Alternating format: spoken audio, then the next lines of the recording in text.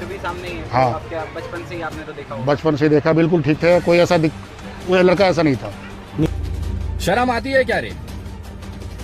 एक बाप जिसने अपना बड़ा बेटा अभी अभी खोया है, 1 साल भी नहीं हुआ, इस महीने की 27 तारीख को 1 साल पूरा हो जाएगा। उस बाप के परिवार की जिम्मेदारी इस बेटे के कंधे पे थी, और ये भोसड़ी वाला अपने प्यार, अपने बाप की मोहब्बत, अपने परिवार का त्याग कर कर उस यति नरसिंहानंद भड़वे के चक्कर में पड़ गया।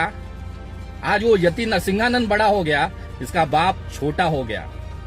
यही जो इसके बाप ने बात कही है ना, कि हम किसी भी तरह से इस देश के अंदर हिंदू मुसलमान नहीं कर सकते, भारत हमेशा से सेक्युलर रहा है, हम सब भाई भाई हैं। अगर यही विनय दुबे बोलता था तो आप उसे हलाला की पैदाइश कहते थे, मुल्ले की औलाद कहते थे। आज वही उत्तम उपाध्याय का बाप ये बात बोल रहा है, तो क्या वो हलाला की पैदाइश है? मैं पूछना चाहता हूं उन तमाम मेरे हिंदू भाइयों से, उन कट्टरवादी हिंदू संगठनों से, क्या ये उत्तम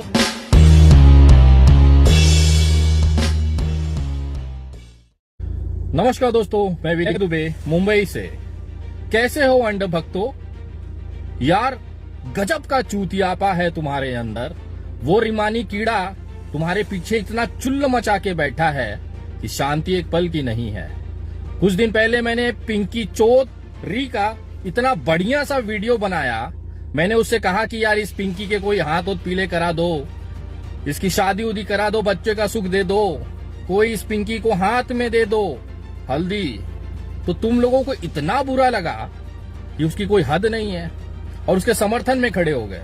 मैं समझ सकता हूं जो लोग पिंकी का समर्थन कर रहे हैं, एक्चुअली उन्हें पिंकी की लेनी है। पिंकी देती है, गली गली जाकर देती है, अपना घाघरा उठा उठा कर सड़कों पर चिल्लाती है, नौटंकी बजाती है, तो पिंकी देगी, इसी के लिए तुम समर्थन करते हो। कोई बात नहीं, पिंकी को तेल लगा के लो, हमें क्या फर्क पड़ता है। वैसे भी वो भोसड़ी वाले की औकात नहीं है, कुछ बदल पाए तो कम से कम कुछ लोग उसका सुख ले लें, क्या दिक्कत है। पिंकी बेटा, तुम जहां भी हो मरवाते रहो, लोगों को खुश करते रहो, घाघरा उठाकर नाचती रहो, कोई दिक्कत ना। आज का वीडियो उन तमाम मेरे नौजवान हिंदू भाइयों के लिए है जो हिंदू धर्म के रक्षा के लिए, सनातन धर्म के रक्षा के लिए अपनी जान निछावर करने पे तुल पहुंच चुके हैं। मैं उन हिंदू भाइयों को कुछ दिखाना चाहता हूं कि देखो, तुम्हारी जो शहादत है, तुम्हारी जो बलिदान है, उसका किस तरह से फायदा राजनीतिक लोग उठाते हैं, और तुम एक इस्तेमाल किए हुए कंडोम की तरह फेंक दिए जाते हो। 8 अगस्त को दिल्ली के जंतर मंतर पर एक नारा लगता है, जो दिल्ली पुलिस के लिए तुम समर्थन में खड़े थे दिल्ली दंगों के समय, कि दिल्ली पुलिस लठ बजाओ, हम तुम्हारे साथ है। आज वही दिल्ली पुलिस ने कोर्ट में एक हलफनामा दाखिल किया। में जो 6 लोग गिरफ्तार हुए थे वो एक्चुअली समाज के कीड़े हैं, और ये समाज में रहने लायक नहीं है। ये वही पुलिस लिख रही है कोर्ट के अंदर जिसके समर्थन में आप कभी खड़े हुए थे।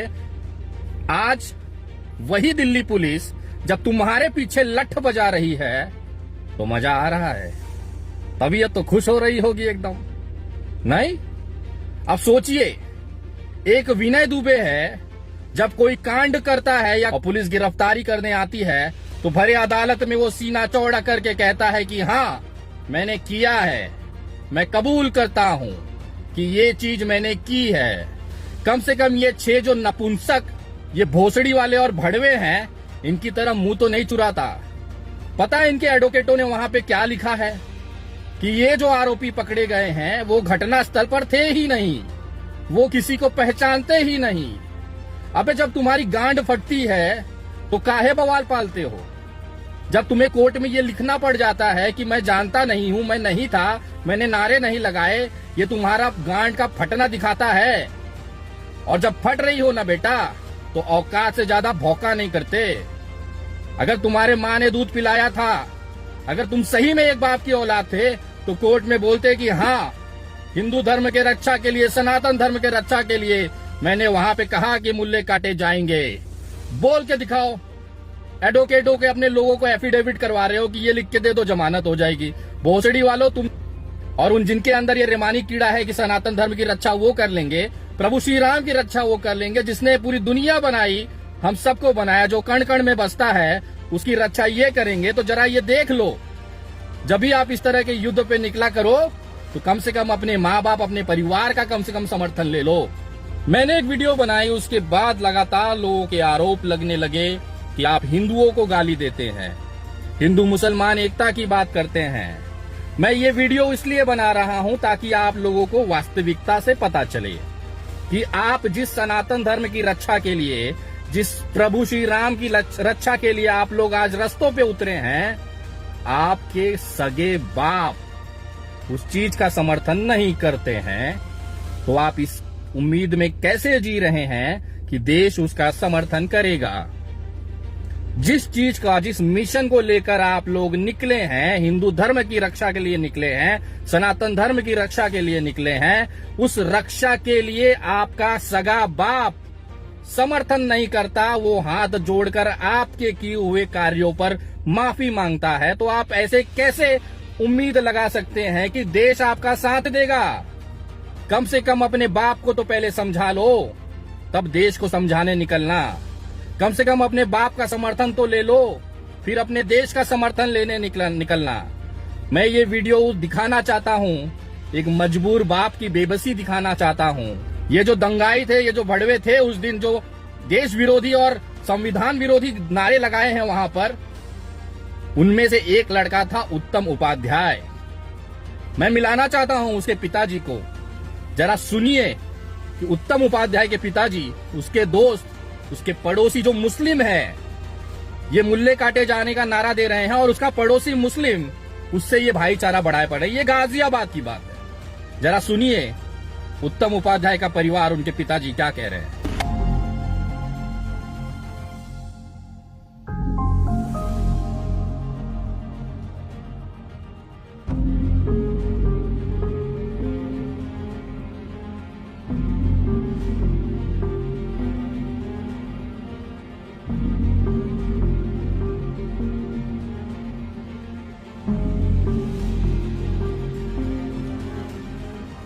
हम तो ठीक दुकान चलाने वाले इंसान हैं। अब ये उल्टे सीधे कोई भी ऐसा काम हम नहीं चाहते कि उसने जो किया है या किसी ने कराया है, हमें कुछ इस बारे में कोई मालूम नहीं है, और ना ही हम आज तक उसका ये पता कि वो है कहाँ।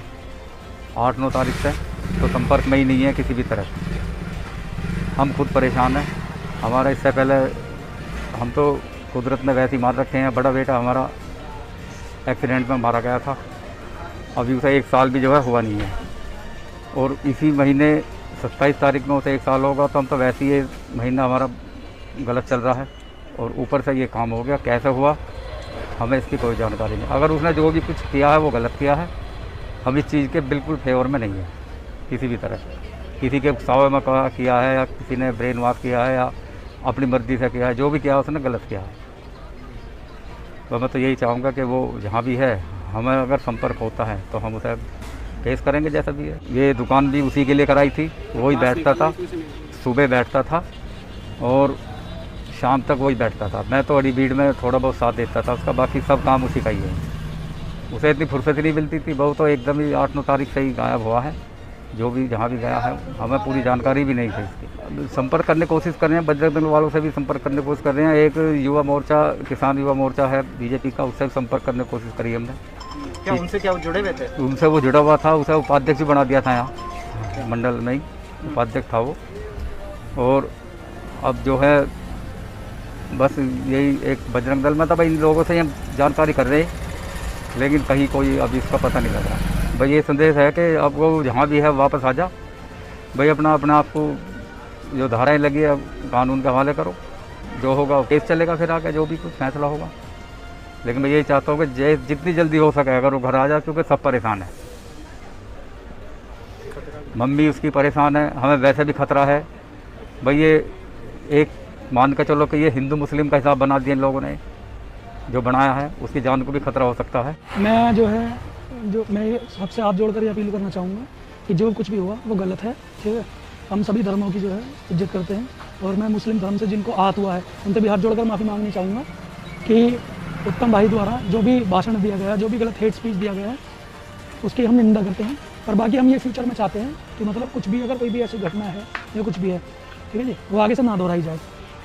और ये है कि जी जो आपसी सौहार्द है, जो आपसे मतलब तालमेल है, वो बना रहे। क्योंकि किसी ने भी चाहे जो कुछ भी किया है, चाहे ब्रेन वॉश करा है, जो भी करा है, ठीक है, हम उस चीज़ के लिए तो हमें पता ही नहीं है खैर कुछ भी हुआ जो भी हुआ। पर हाँ ये जरूर चाहेंगे कि मतलब अगर ये लगता है कि भाई मुस्लिम धर्म की जो है आस्था को या उनको आहत पहुँचाए, तो उसके लिए तहे दिल से माफ़ी चाहते हैं हम। रिलेशन बिल्कुल ठीक था, कोई ऐसी दिक्कत नहीं। हम आपस में बिल्कुल भाईचारा से रहते हैं, वो भी भाईचारा से रहते थे, ऐसा हमारे से उससे कोई प्रॉब्लम नहीं था। और कुछ आप बताना चाहोगे? और कुछ नहीं, बाकी सब ठीक है सर। उनका घर भी सामने ही है। हाँ। तो आपके बचपन से ही आपने तो देखा होगा। बचपन से देखा, बिल्कुल ठीक थे, कोई ऐसा कोई लड़का ऐसा नहीं था। शर्म आती है क्या रे? एक बाप जिसने अपना बड़ा बेटा अभी अभी खोया है, 1 साल भी नहीं हुआ, इस महीने की 27 तारीख को 1 साल पूरा हो जाएगा। उस बाप के परिवार की जिम्मेदारी इस बेटे के कंधे पे थी, और ये भोसड़ी वाला अपने प्यार, अपने बाप की मोहब्बत, अपने परिवार का त्याग कर कर उस यति नरसिंहानंद भड़वे के चक्कर में पड़ गया। आज वो यति नरसिंहानंद बड़ा हो गया, इसका बाप छोटा हो गया। यही जो इसके बाप ने बात कही है ना कि हम किसी भी तरह से इस देश के अंदर हिंदू मुसलमान नहीं कर सकते, भारत हमेशा से सेक्युलर रहा है, हम सब भाई भाई हैं। अगर यही विनय दुबे बोलता था तो आप उसे हलाला की पैदाइश कहते थे, मुल्ले की औलाद कहते थे। आज वही उत्तम उपाध्याय का बाप ये बात बोल रहा है, तो क्या वो हलाला की पैदाइश है? मैं पूछना चाहता हूं उन तमाम मेरे हिंदू भाइयों से, उन कट्टरवादी हिंदू संगठनों से, क्या ये उत्तम उपाध्याय का बाप हलाला की पैदाइश है? क्या ये मुल्ले की औलाद है? अगर है तो तुम जायज हो, अपना विजन चालू रखो। और उत्तम उपाध्याय उन तमाम जैसे लड़कों से मैं कहना चाहता हूं कि ऐसा कोई काम मत करो रे कि अपने बाप का सर झुक जाए, उसे हाथ जोड़ना पड़े, भीख मांगना पड़े, माफी मांगनी पड़े। एक नौजवान लड़के के लिए इससे बड़ा शर्मिंदगी नहीं हो सकता कि उसके जिंदा रहते, उसके युवा रहते, उसके बाप को दुनिया के सामने हाथ जोड़कर माफी मांगनी पड़े। धन्य है वो युवा। अरे यार, तुम क्या देश से इतिहास बदलोगे? तुम क्या देश से इस्लाम बदलोगे? और कौन से सनातन धर्म और हिंदू धर्म का विस्तार कर लोगे, रक्षा कर लोगे, जो अपने बाप तक को न समझा पाया? आज उसका बाप खुद उसका विरोध कर रहा है। ऐसे कौन से धर्म के लिए आप अपनी आहुति देने चले गए, जो अपने बाप तक को कन्फेस नहीं कर पाए, समझा नहीं पाए? आप देश को समझा लोगे। उन तमाम युवाओं से कहना चाहता हूं, जरा जाओ अपने घरों में अपने माँ और अपने बाप को पहले ये समझा लो।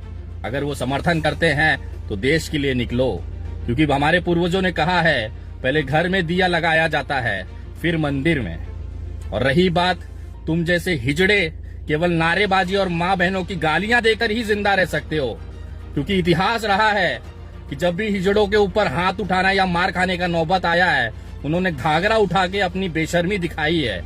वो हमेशा से औरतों के पीछे जाके छुप जाते हैं। यही हालत उन गालीबाज अंधभक्तों का है कि जब उनके पास जवाब नहीं होता विनय दुबे का, तो वो माँ बहनों की गालियों पर आ जाते हैं और अपनी कमजोरी दिखा देते हैं। कभी आपने विनय दुबे को देखा है माँ बहन की गाली देते हुए? कभी आपने ये देखा है कि विनय दुबे ने किसी की माँ को गाली दिया हो या बहन को गाली दिया हो? मेरे वो संस्कार नहीं है, क्योंकि आपकी माँ भी मेरी माँ है। मैं इतना कमजोर नहीं हूँ कि औरत के पीछे जाकर छुप जाऊं और अपना बचाव करूं। अगर कोई भोसड़ी वाला अगर आपको गाली देता हुआ दिख जाए, माँ और बहन की गाली देता हुआ दिख जाए, तो समझ जाना वो कमजोर बच्चा है, वो नाजुक बच्चा है, उसकी औकात नहीं है जवाब देने की। इसके लिए माँ और बहनों को गाली देकर अपनी मर्दानगी साबित करना चाहता है। और ऐसे मर्दों को हिजड़े की औलाद कहा जाता है, जो जवाब न दे पाए और केवल गालियां दे। किसी भी मायका लाल में दम है तो बता दे कि आज उत्तम उपाध्याय का जो बाप है वो हलाला की पैदाइश है या नहीं, वो मुल्ले की औलाद है या नहीं। जवाब मुझे कमेंटों में जरूरी है। मैं देखना चाहता हूँ क्या कोई मर्द इंसान है जो इसका जवाब दे दो, जो अपने आप को सनातनी मानता है, आगे आए और जवाब देके देखे।